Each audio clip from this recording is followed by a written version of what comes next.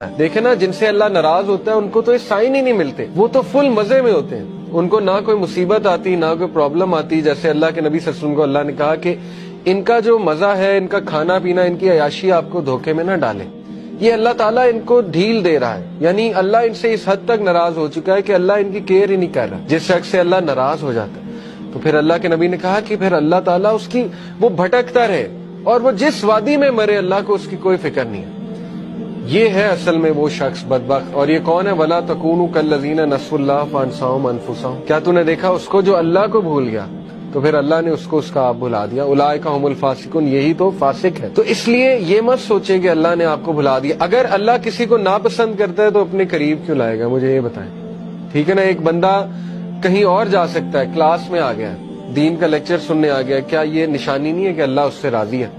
वरना तो अल्लाह ताला चाहता उसे कहीं और ले जाता, अल्लाह उसकी केयर छोड़